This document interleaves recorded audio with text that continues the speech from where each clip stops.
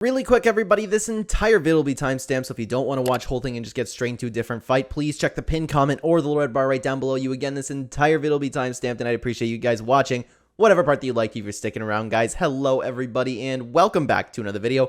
If you are new here, my name is Kyle. I am your guy with too many YouTube channels, and welcome back to our full card post-fight reaction, this time for Emmett versus Topuria. I thought the card was pretty good. I wasn't too happy about it being in the morning, but at the end of the day, doesn't really matter, guys. We're going to talk about every single fight in order. Timestamps are there if you would like to use them. Thank you for coming. Starting off with the first fight, Sedriques Dumas versus Cody Brundage. Now, I did pick Cody Brundage, and by the way, guys, I didn't have a good track record for picking fights on this card. Oh my god.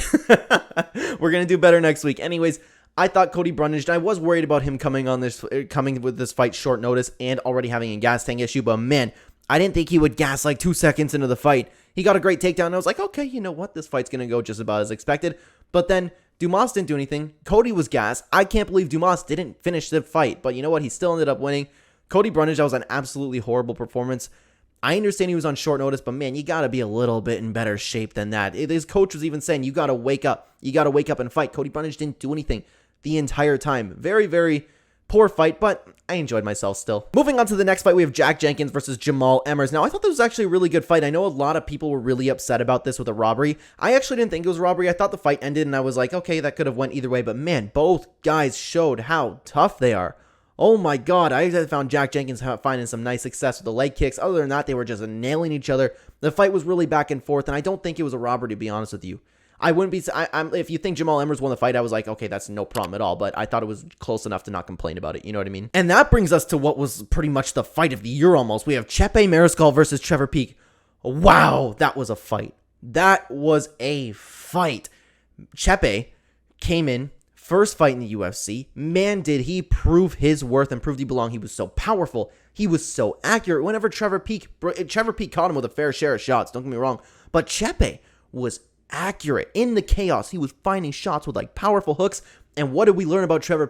This guy does not have one round cardio. While he was gassing in the third round, his heart fought through the exhaustion. That was absolutely incredible. Great performance from both guys. Honestly, Trevor, I want to say like, hey, you got to fix your cardio a little bit, but at the end of the day, with the way he throws and the way he tries to take your head off, I'm not surprised that guy gasses, and I cannot blame him one little bit for it.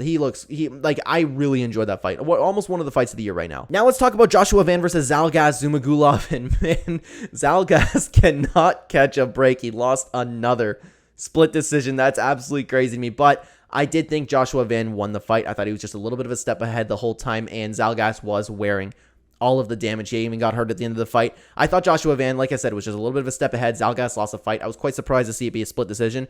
If Zhalgas won that through split decision, I would be like, no. So let me know what you guys think about that fight down below. All right, let's talk Tabatha Ricci versus Gillian Robertson. I picked Gillian Robertson to win this fight because I thought she was going to continue the momentum that she was on, and she didn't look terrible. I thought it was a close fight, but to be honest with you, I wasn't paying too much attention to this fight.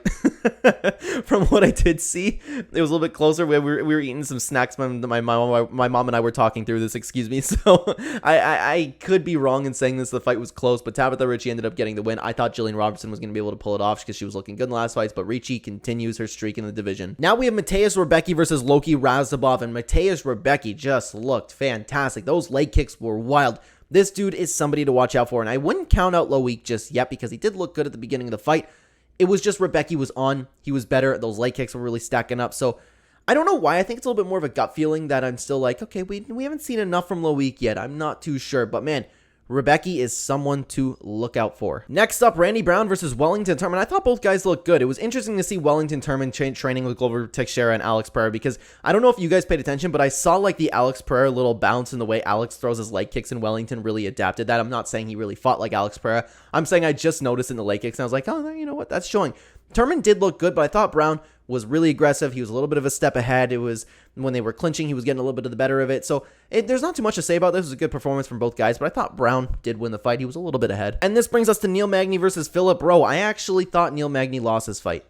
I thought Rowe won 2-1. Neil Magny is one of my favorite fighters ever. I really like him. I'm a big Neil Magny fan, but I didn't think he won that fight. It was close enough for me really to not, I wouldn't consider it a robbery, but I actually thought he lost that fight. There wasn't too much going on in it, though. I just thought Philip did the better. He got the better in most exchanges. I know Neil Magny put a little bit of pressure on him throughout the fight, but I thought Rowe fought through it and fought well, and he was a little bit ahead. And this brings us to Brendan Allen versus Bruno Silva, and wow, Brendan Allen continues to wow me. This dude has put together such a quiet win streak, and he's looking better and better every single time we see him. He showed heart. He showed determination. His shots were great. He won the striking match with Bruno Silva, and I'm not saying, like, that's super, super surprising. I thought, like, he might be going for the takedowns a little bit more instead of having a striking war. Won the striking war. When he was on top, he was so patient with his shots. I'm very impressed by Brendan Allen. Patient with his shots, patient with the ground and pound. Looked great and eventually found the submission. Fantastic performance by Brendan Allen. And this brings us to David Onama versus Gabriel Santos. Whoa, David Onama. The speed in that guy's hands is ridiculous. Did you see that shot? Did you see that shot? It wasn't just one shot. He knocked him out. And while he was falling, while Santos was falling, knocked out, he landed 2 more shots on the chin before he was like halfway to the ground. That speed was incredible. I liked David Onama's chances. I did pick against him in this fight, but I was like, hey, I almost bet on him because at one point he was a 3-1 underdog. David Onama, man, he's looking good. I underestimated him completely. And this brings us to a fight that wasn't necessarily a fight. We have Justin Tafa versus Austin Lane. One of the worst eye pokes we've seen since like Leon Edwards versus Bilal Muhammad. Jesus, both eyes just like this, like right in there. And I was like, oh my God, he's not fighting. I was kind of upset at the ref. Like, I wasn't really upset, but I was kind of like, what are you guys doing? Because everybody's, Tafa kept sitting there and being like, I can't see, I can't fight. He kept telling them over and over again. They're like, well, you got 5 minutes. Like, get this dude to the hospital. He clearly can't fight, and he's telling you that he can't fight and he can't see. Why are we still like, okay, take the 5 minutes? Like, what if that costs him part of his vision? You never know. Like, he's probably okay, but still, why take that risk? And we don't know. I can say he's probably going to be okay, but what if he isn't? You guys were keeping him in the octagon for so much longer than you were supposed to. The guy said he didn't want to fight and he couldn't see. End of story. Like, everybody was pushing him so much to fight, and then Austin Lane was freaking out because Justin Tafa couldn't fight. Like, dude, you jammed both your fingers into his eyes. I hated that, and I feel bad for Tafa. And this brings us to the co-main event, Maycee Barber versus Amanda Ribas. Wow. What a fight.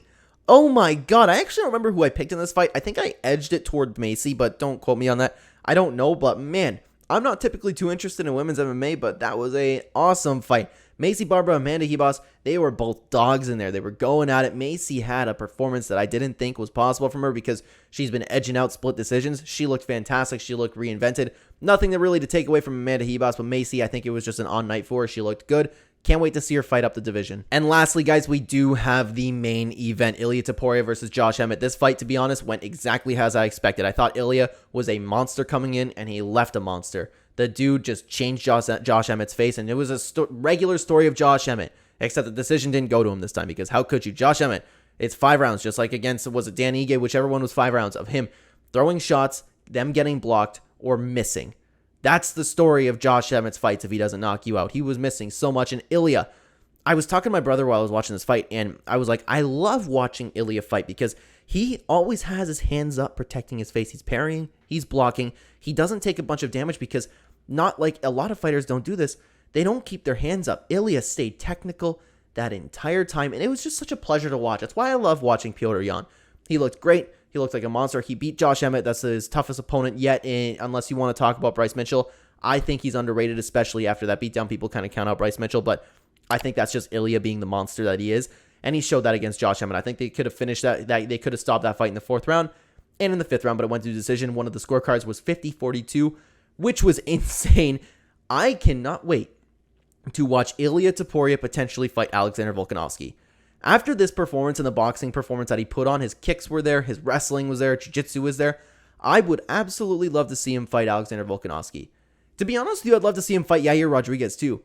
Because them, I'm like, with the most of the division, I'm like, Ilia would absolutely stomp them.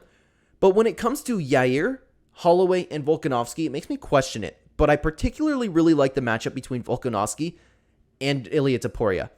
Both of them a little bit of the similar size. I feel like Ilia would be a little bit bigger than Alexander Volkanovski. But man, they both would go in there and they both have perfect technique. It'd be awesome. I can see a world where Yair and Holloway keep him on the outside. But Volk, man, that matchup I really want to see. Really want to see it. But that's if Volk gets by Yair Rodriguez. Will he?